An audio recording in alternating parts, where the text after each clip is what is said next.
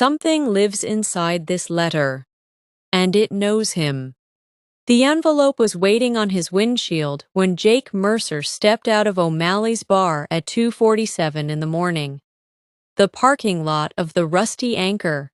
That's what the locals called it, though the neon sign out front still read O'Malley's Irish Pub in letters missing the H. Was empty except for his '87 Chevy pickup and a stray cat that had been watching him since happy hour. Jake stopped. He stared. The envelope was cream-colored, heavy stock, the kind his grandmother used to send Christmas cards from her nursing home in Sarasota before the dementia took her. But his grandmother had been dead for 3 years, and nobody sent handwritten letters anymore. Not in Port Providence, Rhode Island. Not in 2026. The cat hissed. Jake's breath caught in his throat. Not because of the cat. Because of the handwriting on the envelope. His own. He recognized the slanted J, the way he crossed his T's with a flourish he'd developed in 8th grade detention. The slight tremor in the AR that had gotten worse since his divorce. Jake Mercer, 47 Anchor Street. Do not open until you are alone. He looked around. The street was dead. The fishing boats wouldn't start rolling in from Narragansett Bay for another 4 hours. The salt air smelled like rotting kelp and diesel. Somewhere in the distance, a foghorn moaned. Jake reached for the envelope. His fingers brushed the paper, and something happened. He couldn't explain it later, not to the police, not to his sister, not to the priest he eventually called at St. Brendan's. The paper was warm. Not warm like it had been sitting in the sun. Warm like skin. Warm like a living thing breathing beneath his touch. He should have left it there. He should have burned it. He should have done 1,000 things. But Jake Mercer was 42 years old, divorced, drinking too much, and working a job he hated at the Newport shipyard painting hulls for rich people who didn't know his name. He was also, despite everything, still curious, still stupid, still hoping, somewhere deep and broken, that something extraordinary might happen to him before he died in this town, like his father and his father's father. He opened the truck door, tossed the envelope on the passenger seat, and drove home. The house on Anchor Street was a Victorian that had seen better decades. The porch sagged. The paint peeled in strips that reminded Jake of sunburned skin. He bought it with Sarah back when they thought they'd fill the rooms with children, back when he still believed in the future. Now it was just him and the ghosts of conversations that ended with slammed doors and silence. Jake sat at the kitchen table, the same oak table his mother had given them as a wedding gift, now scarred with cigarette burns and coffee rings, and stared at the envelope. Do not open until you are alone. He lived alone. He'd been alone for 2 years, 7 months, and 14 days. Not that he was counting. Jake tore the seal. The letter was written in the same handwriting. His handwriting. But the words were not his words. They were older, stranger. They smelled faintly of jasmine and something else. Something coppery and sweet. Dear Jake, I know you're sitting at the kitchen table. I know you're wearing the faded Red Sox t-shirt with a hole under the left arm. I know you're drinking Narragansett beer from the can, and I know you haven't eaten since breakfast because you spent your last $20 at the bar trying to forget her. I know the hole in your chest where she used to be. I know the dreams you have about the water. I know the thing you did when you were 19, the thing you never told anyone. The thing that wakes you up sweating at 3 a.m. with your heart hammering against your ribs like a trapped bird. Jake dropped the letter. The can of beer rolled across the table and fell to the floor, foam spreading across the linoleum. He didn't notice. He was staring at the paper, at the words, at the impossible specificity of them, the hole under his left arm, the dreams about the water, dreams he'd never spoken aloud, dreams of sinking into the black Atlantic while something vast and ancient watched from below. The thing he did when he was 19. Oh God, the thing he did when he was 19. He picked up the letter with shaking hands. Don't be afraid, Jake. I'm not here to hurt you.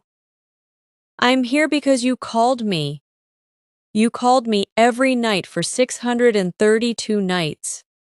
You called me with your loneliness, with your grief, with the sound of your heart breaking in the dark. You called me, and I came. I live in the spaces between words now. I live in the silence after the phone stops ringing. I live in this letter because you needed someone to know you, all of you, even the parts you hide. I know about Sarah. I know about the baby she lost, the one you never talk about because it hurts too much, the one that died inside her at 4 months and took your marriage with it. I know about the way she looked at you afterward, like you were a stranger who had broken into her life. I know about the night she left, how you stood in the doorway and watched her taillights disappear down Anchor Street and didn't call her name because you knew she was already gone. I know you, Jake Mercer. I know the man you pretend to be and the man you are in the dark. And I love you anyway. Jake was crying now.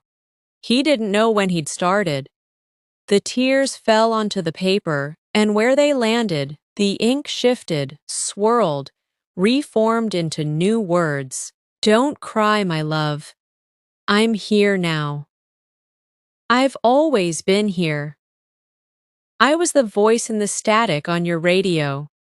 I was the shadow in the corner of your eye. I was the warmth you felt when you walked past the old lighthouse on Beavertail Point and thought, just for a second, that someone was walking beside you. I am the something that lives inside this letter, and I know you because I am made of you. Every secret, every shame, every beautiful, broken piece. Come to me, Jake. Come to the lighthouse. Come at dawn. I'll be waiting where the water meets the rocks, where the fog rolls in thick enough to hide anything. I'll be waiting with answers, with peace, with the end of your loneliness. I love you. I have always loved you. I will love you until the last star burns out and the sea turns to dust. Yours, E. Jake read the letter 3 times. 4. He checked the handwriting against old grocery lists, against the divorce papers he'd signed in Sarah's lawyer's office in downtown Newport, against the birthday cards he'd never sent. It was his hand. Every curve, every loop, every imperfection. But he'd never written this. He'd never felt these words. He'd never known this kind of love existed. The kind that saw everything and stayed anyway. He looked at the clock. 4:15 a.m. Dawn would come at 5:42. He knew because he'd watched 1,000 dawns from his kitchen window, drinking coffee that tasted like ash, wondering if today would be the day he finally walked into the ocean and kept walking. Jake stood up. He put on his jacket, the leather one Sarah had bought him for their 5th anniversary, the one that still smelled faintly of her perfume when he buried his face in the collar. He got in his truck. He drove.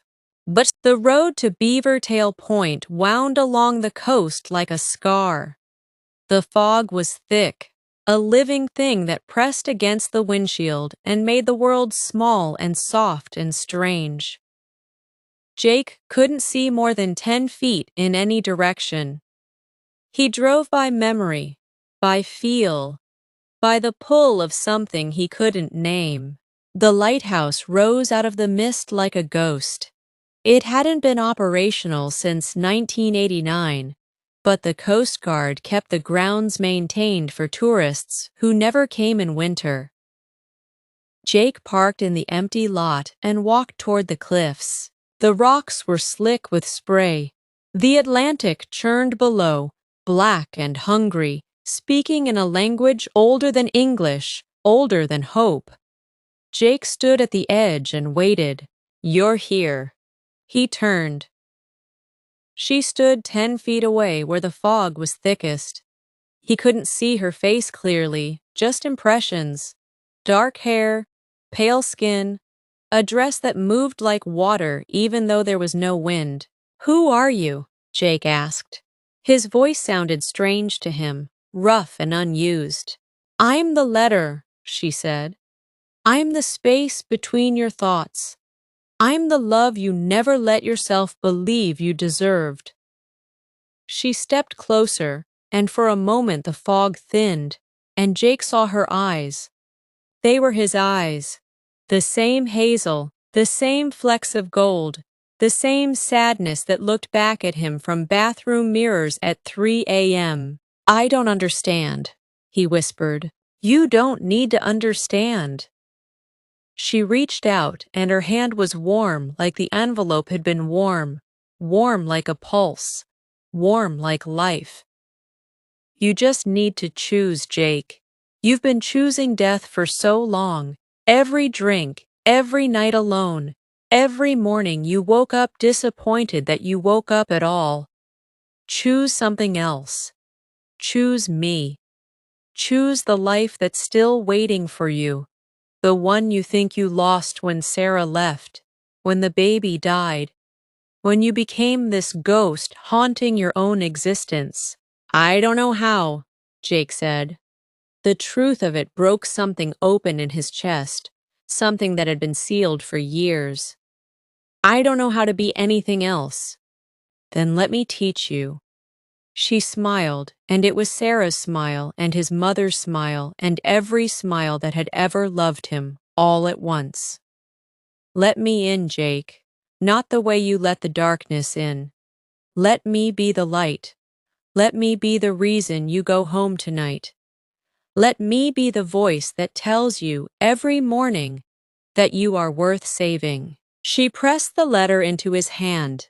It was warm, pulsing, alive. "Keep this," she said. "Read it when you forget. Read it when the world gets too heavy. I live inside this letter, Jake, and I know you, all of you, and I choose you every time, forever." The fog swallowed her. Jake stood alone on the cliffs, the Atlantic roaring below, the dawn breaking pink and gold over the water. He looked at the letter in his hand. The ink had changed. New words, simple and clear. "Go home, Jake. Live. That's all I ask. Just live." Jake Mercer went home. He called his sister in Boston, the one he hadn't spoken to in 18 months, and they talked for 2 hours about nothing and everything. He made an appointment with a therapist in Newport, the kind of thing he'd always been too proud, too broken, too scared to do. He threw out the beer in his fridge and bought groceries, real groceries, vegetables and bread and chicken, the kind of food that said, "I plan to be here tomorrow." He didn't stop hurting. The grief didn't magically disappear. Some nights he still woke up at 3 a.m. with his heart hammering. Some days, the hole in his chest felt big enough to swallow the world. But now, when it got too dark, he took out the cream-colored envelope. He read the words that knew him, that loved him, that chose him. And somehow, impossibly, it was enough. It was enough to get him through. Enough to make him believe that maybe, just maybe, the most extraordinary thing wasn't a ghost in the fog or a letter that breathed. Maybe the most extraordinary thing was a broken man deciding, one more time, to stay alive. Closing note. Hey there, friend. If you've made it this far, thank you. Stories like this one, Stories about the shadows we carry and the light that finds us anyway are why I do what I do.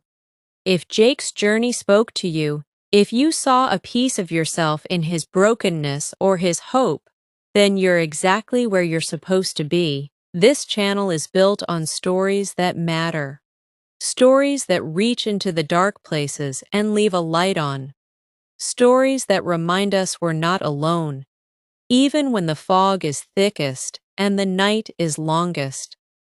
If you believe in the power of words to heal, to transform, to save, then stick around. We've got so many more tales to tell. Hit that subscribe button. Turn on notifications. Be part of this community of dreamers and survivors and beautiful, broken people who keep choosing to live. Because something lives inside every story we share here, and it knows you. It knows your secrets, your shame, your hope, and it loves you anyway. Good luck out there. Keep reading, keep living, and I'll see you in the next story. Subscribe, stay, be known. The Storyteller.